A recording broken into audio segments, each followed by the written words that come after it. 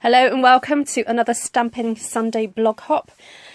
This month we're focusing on Plaid Tidings, and I have to confess to you, I did not own any of the items from this really lovely suite actually. It's in the mini catalogue and I had to beg, borrow, steal some papers off my sister. He very kindly sent me a quarter share of the papers, and I have to say I am in love with these papers. They are gorgeous. They are so versatile. They're not just for autumn or Christmas. They just would make great cards throughout the year, and they're so generic and great to place with other stuff, which is what you're going to see me do today.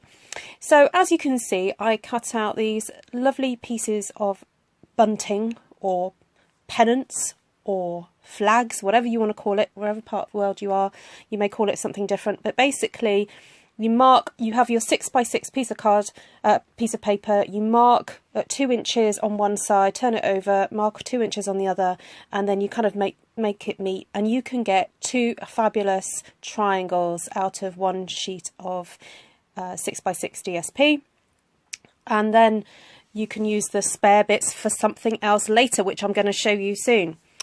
So then I discovered that the Flowers for Every Season paper is just fabulous for fussy cutting. So if you like sitting of an evening cutting out to your heart's content, then this paper is totally for you.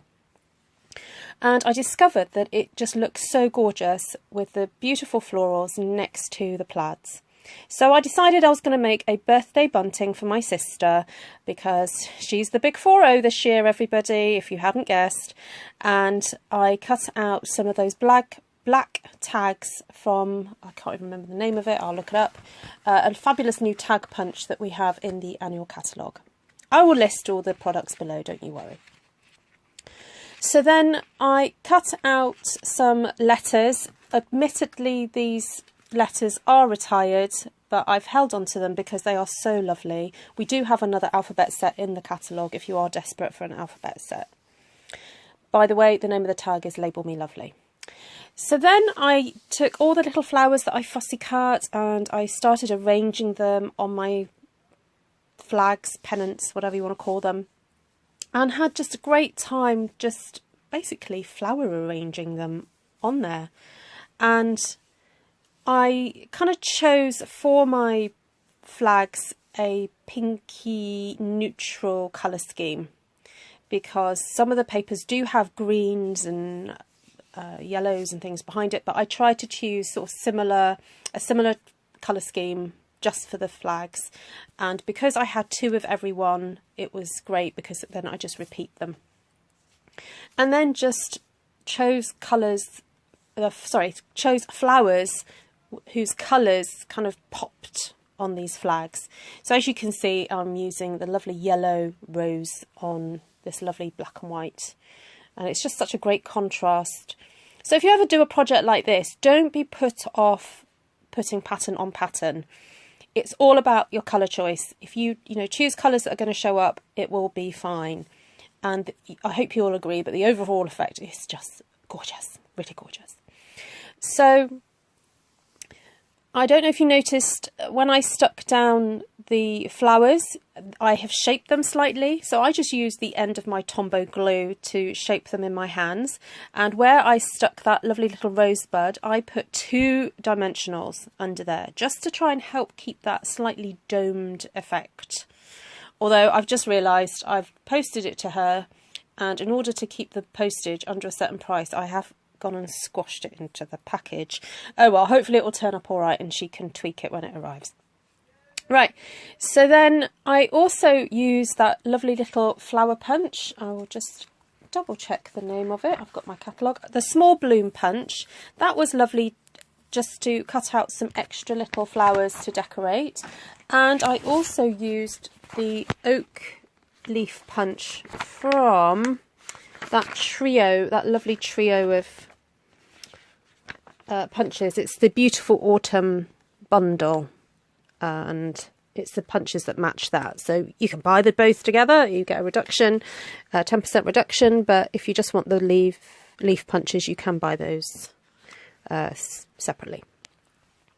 Okay, so as you can see, this is the kind of finished piece with all the gorgeous flowers. It's so happy and fun. It's just, oh, I was so happy when I finished it. And I think the contrast of having the black behind the white letters just helps to make sure that you can actually read what's going on. So I was really, really pleased with this, and I hope she's going to enjoy putting it up for her birthday. So then I realised I needed to make a card, because it's Stamping Sunday Blog Hop and we like to present either a card, sort of three cards, or a 3D object and a card. So I had all these sort of half triangles left over, and this is a technique I have been desperate to try out. I've seen it around a long time and I've kind of looked at it and gone, oh, that's far too complicated. And then I saw somebody show how they did it and I was like, oh, is that it? That is so simple. So I decided to have a go, and again I sort of tried to choose a colour scheme, you know, not go crazy. So it's kind of reds and oranges and pinks with a bit of purple. A very rich kind of, you know, colour scheme. Anyway, as you can see, you basically just glue all the pieces down and then cut off all the excess paper from behind. Now, the reason I did this was because I needed some small pieces just to fill up that side area, because my sunburst, I decided it was going to come from the side of the card, not the middle.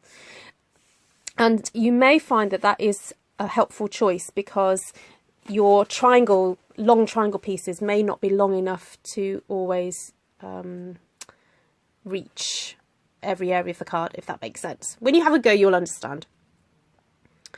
So you have to kind of go with the longest piece, and that will dictate to you where you can start your burst from, as it were.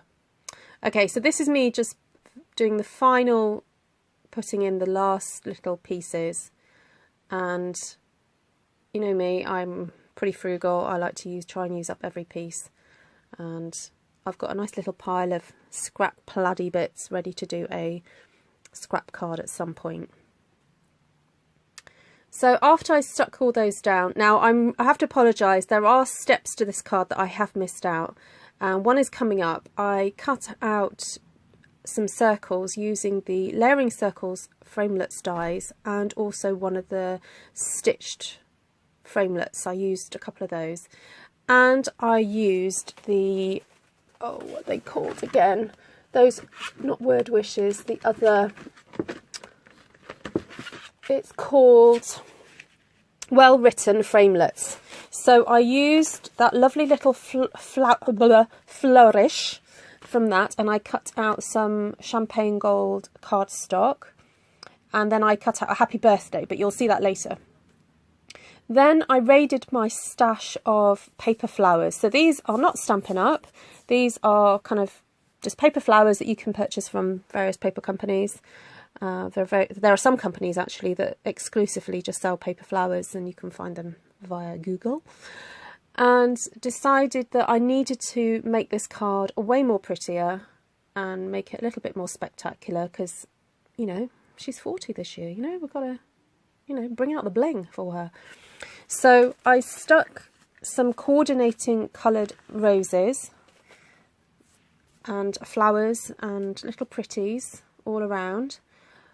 Then I added some little gems as well from my retired Stampin' Up stash. Pop those in there just to make it, you know, extra special. And I hope you agree with me, but I absolutely love the results. It just made this kind of beautiful little floral arrangement around the black circles. Now, incidentally, the stitched circle on the inside I layered up with dimensionals just to give it more layers, you know, more 3D. And then the happy birthday that I'd cut out, I realised then that the birthday would have to be stuck across the flowers, so it's raised up a little bit. And then I wanted the happy to be, you know, raised up a little bit, not a huge amount, but I had to do something about that. So I ended up cutting about 6 layers of black cardstock and sticking them on top of each other to get the additional dimension to that before sticking it all down. Well, there we go, guys. I hope you enjoyed that card spectacular and it's inspired you to have a go using this technique to use up your scraps. And oh, the last thing that I added to this now were 3 little teeny black butterflies, and they're from a die set that I don't actually own. My downline lent it to me, and I'd forgotten that I'd actually cut a few butterflies out in some blue. That's why you're seeing me colour them in black, and then I added those as the kind of final touch. So there we go. That is my birthday card to my sister. That's Butterfly Beauty, those dies. Yeah, there we go. So I was just finding out the name for you. Have a great day, everybody. Please go and check out all the other hoppers, and the link to my blog post will be below. Take care, everybody. Bye.